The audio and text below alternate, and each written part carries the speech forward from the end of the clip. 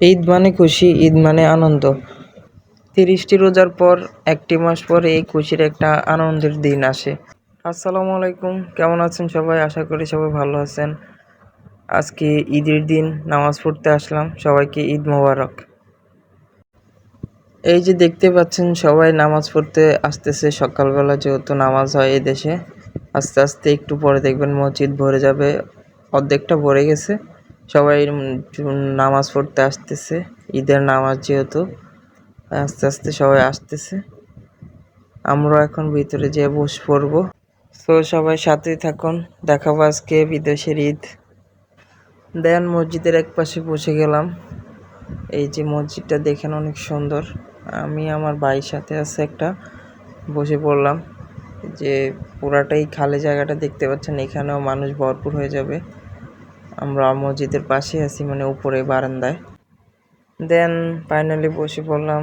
এই যে দেখতে পাচ্ছেন মসজিদের ভিতরে অনেক মানুষ। আস্তে আস্তে আমার পিছনে দেখতে পাচ্ছেন এই যে মসজিদের মিনারটা, পিছনে অনেক বাঙালি ভাই আছে, পাকিস্তানি ভাইরা আছে, সবাই একসাথে আমরা বসে পড়লাম। দেন দেখতেই পাচ্ছেন এই যে খালি মাঠটা আস্তে আস্তে ভরপুর হয়ে যাচ্ছে, সবাই চলে আসতেছে। নামাজের যেহেতু আর বেশি বাকি নাই, সবাই বসে পড়ছে। দেখতে পাচ্ছেন বারান্দা ফুল হয়ে গেছে। এখন এই রাস্তাঘাটে সবগুলোই ফুল হয়ে যাবে, ব্লক হয়ে যাবে, যেহেতু ঈদের নামাজে জুমার নামাজে এরকম মানুষ হয় অসংখ্য।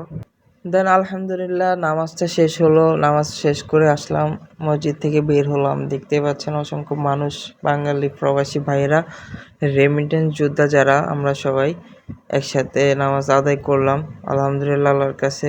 29টি রোজা রাখার পরে এই ঈদের আনন্দ। এই যে দেখতে পাচ্ছেন সবাই নামাজ শেষ, এখন বাসার দিকে রওনা হচ্ছে। কেউ কাজে যাবে, কেউ বাসায় যাবে, রুমে যাবে। এখন তো অনেক সকাল, যেহেতু 7টা বাজে এখন।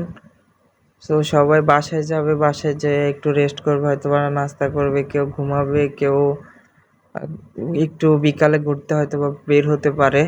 অনেকের আবার ডিউটি আছে, কাজে চলে যাইতে হবে এখনই, নামাজটুকু সময়, এরপরে আবার কাজে চলে যাইতে হবে।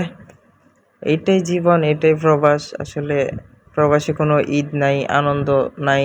এভাবেই শুধু একটু নামাজ পড়বো, যার ডিউটি অফ সে একটু ঘুমাবে, আর কি করবে, কোনো কাজ নাই। এই নিয়ে আমার 2টা ঈদ হলো বাইরে, পরিবার ছাড়া। আসলে পরিবারের সবাইকে অনেক মিস করতেছি। আসলে পরিবারের সাথে ঈদ করাটা অনেক আনন্দের, এটা সবাই জানে, সবাই ফিল করে। আসলে সবাই চায় দিন শেষে পরিবারের সাথে থাকতে বা সময় কাটাতে। আসলে এটা কিছু করার নাই, যেহেতু প্রবাসী আমরা, এভাবে মেনে নিতে হয় আসলে। তো সবাই ভালো থাকবেন, দোয়া করবেন। সবাইকে ঈদ মোবারক। আসসালামু আলাইকুম।